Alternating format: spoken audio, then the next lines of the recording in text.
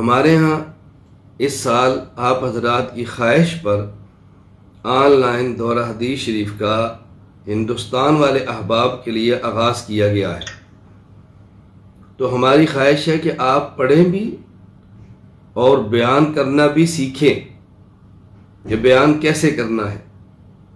اس کے حوالے سے تفصیلی ہدایات مفتی عاطف حنفی صاحب حفظہ اللہ نے آپ کو دی ہیں، وہ آئندہ بھی نگرانی کریں گے، آپ کو سمجھائیں گے۔ میں نے آج کی مجلس میں بنیادی طور پر 2 باتیں کہنی ہیں۔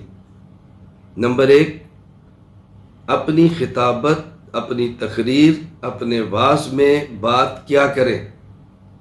نمبر 2، اپنے وعظ، اپنی تقریر، اپنی خطابت میں بات کیسے کریں۔ 2 باتیں ہیں بنیادی۔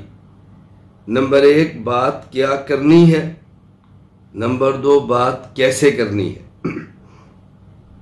کیا اور کیسے۔ بات کیا کرنی ہے، اس میں بنیادی طور پر 5 چیزیں ذہن نشین فرمائیں۔ نمبر 1، خطبہ ایسا پڑھیں جس میں اللہ تعالیٰ کی حمد و ثنا، رسول اکرم صلی اللہ علیہ وسلم پر درود، قرآنی آیات یا احادیث، اور خطبہ مختصر سے مختصر پڑھیں۔ عربی خطبہ اپنے اردو بیان سے پہلے بہت طویل نہ دیں، وقت کم ہوتا ہے، بات زیادہ کہنی ہوتی ہے، تو بات سمجھانے کی کوشش کریں۔